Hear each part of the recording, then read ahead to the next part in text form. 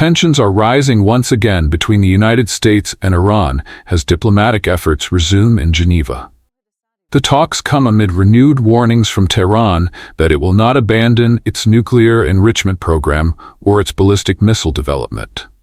For negotiators, those positions represent long-standing red lines. For Washington and its European partners, they are precisely the issues at the heart of the dispute. Iran maintains that uranium enrichment is a sovereign right under the Nuclear Non-Proliferation Treaty. Officials in Tehran argue that their nuclear activities are intended for civilian energy production and medical research. Western governments, however, say enrichment at higher levels brings Iran dangerously close to weapons-grade capability.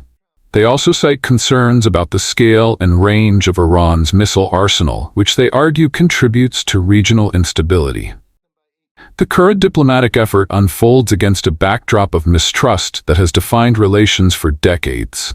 Sanctions, covert operations, cyber incidents, and regional proxy conflicts have deepened divisions. Previous agreements temporarily limited Iran's enrichment in exchange for sanctions relief, but those frameworks unraveled, leading to a gradual expansion of Iran's nuclear activities. In Washington, policymakers face a familiar dilemma: whether diplomacy can realistically produce meaningful concessions or whether it merely delays confrontation. Public messaging has emphasized that talks remain the preferred path. Yet officials have also reiterated that all options remain on the table if negotiations fail. The stakes extend beyond nuclear centrifuges and missile silos. The Middle East remains strategically vital to global energy markets and shipping routes. Any escalation could disrupt oil supplies through the Strait of Hormuz, a choke point through which a significant portion of the world's crude passes. Even limited military exchanges could reverberate across global markets, affecting fuel prices and economic stability far beyond the region.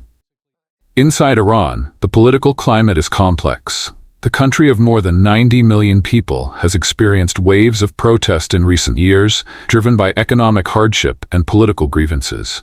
Sanctions have strained the economy, weakening the currency and increasing inflation. Yet external pressure has also, at times, strengthened hardline factions who frame confrontation with the West as a matter of national sovereignty. European diplomats describe the current moment as a narrow window for de-escalation. Negotiations may focus on capping enrichment levels, expanding international inspections, and limiting missile development in exchange for phased sanctions relief. However, bridging the gap between maximalist demands and political realities remains a formidable challenge. Military analysts caution that even if talks collapse, the pathway to armed confrontation is far from straightforward. Strikes on nuclear facilities would require precision and coordination, and the aftermath could prove unpredictable. Iran possesses a network of regional allies and proxy groups capable of targeting U.S. interests and partners. For now, diplomacy continues in Geneva. The outcome remains uncertain. But the question looming over these discussions is not only whether enrichment levels can be negotiated, it is whether two long-standing adversaries can find a formula that reduces risk in a region already shaped by conflict. As diplomacy proceeds, contingency planning continues. In Washington, strategic calculations are shaped by both regional security considerations and domestic political realities. Election cycles, public opinion, and alliance commitments all factor into decisions about the use of force. Military planners evaluate a range of options. Limited airstrikes could target enrichment facilities, missile sites, or command centers. The objective in such scenarios would be to degrade capabilities and signal deterrence rather than pursue outright regime change. However, analysts warn that even surgical strikes carry escalation risks. Iran's arsenal includes ballistic missiles and an expanding drone program. It also maintains influence through allied armed groups across the region. Retaliatory actions could target U.S. bases, naval vessels, or partner states. The potential for miscalculation is significant, particularly in crowded maritime corridors. Regional actors are closely watching developments. Israel has previously conducted operations aimed at slowing Iran's nuclear progress, citing existential concerns. Gulf states, while wary of Tehran's influence, also fear becoming battlegrounds in a wider confrontation. The broader geopolitical environment adds further complexity, with both Russia and China maintaining strategic relationships with Tehran. While neither Moscow nor Beijing is widely expected to enter a direct military conflict on Iran's behalf, their diplomatic and technological support shapes the broader balance of power. At the same time, Western military capabilities remain advanced, with precision munitions, intelligence networks, and stealth platforms capable of striking hardened targets. Defense analysts caution that destroying infrastructure is not the same as eliminating knowledge. Nuclear expertise cannot be bombed away. Even if facilities are damaged, rebuilding could occur over time, potentially under less transparency. This reality underscores the enduring tension between short-term tactical success and long-term strategic outcomes. Economic repercussions are also central to the calculus. Any disruption in the Strait of Hormuz could trigger spikes in global oil prices. Financial markets tend to react swiftly to geopolitical shocks, amplifying economic uncertainty.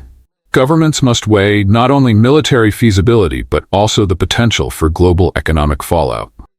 Public opinion in the United States remains divided. Some argue that firm action deters adversaries and prevents greater threats later. Others warn that prolonged engagement in another Middle Eastern conflict would strain resources and public trust. Memories of past interventions inform contemporary debates. Within Iran, national resilience narratives often intensify in times of external threat. Historically, external military pressure has sometimes consolidated domestic support around leadership structures, even among segments of the population critical of governance. For policymakers, the decision is rarely binary. Diplomacy and deterrence often operate simultaneously. Military preparations can strengthen negotiating leverage, while open channels of communication aim to prevent unintended escalation. The coming weeks may determine whether Geneva becomes another chapter in stalled diplomacy or the last off-ramp before confrontation. The margin for error remains thin. Beyond immediate tactical considerations lies a broader question. What outcome would bring lasting stability? Military action, even if swift, would not automatically reshape political dynamics within Iran. Regime change is a complex process, historically driven by internal political movements rather than external air campaigns alone. Iran's domestic landscape is marked by generational shifts. A significant portion of its population is young, educated, and connected to the outside world through digital networks. Economic hardship, driven in part by sanctions, has fueled frustration. Yet calls for reform coexist with strong sentiments of national sovereignty. International institutions continue to play a monitoring role. The International Atomic Energy Agency conducts inspections where permitted, seeking to verify compliance with nuclear agreements. The United Nations Security Council remains a forum for diplomatic maneuvering, though consensus among major powers is often elusive. Sanctions policy presents another dilemma. Economic pressure is intended to compel policy change, but it can also impose hardship on ordinary citizens. Balancing leverage with humanitarian considerations remains a persistent challenge for governments. Diplomats argue that sustainable de-escalation may require incremental steps rather than sweeping transformations. Confidence-building measures could include limits on enrichment purity, expanded inspection access, or regional security dialogues. Critics contend that partial agreements merely postpone inevitable confrontation. History offers mixed lessons. Some conflicts have been diffused through sustained negotiation and compromise. Others have escalated despite repeated diplomatic efforts. The trajectory often depends on political will, domestic pressures, and the broader international climate. As talks continue in Geneva, the atmosphere is cautious. Both sides are aware that miscalculation could trigger consequences far beyond their borders. Global markets, regional allies, and rival powers are all stakeholders in the outcome.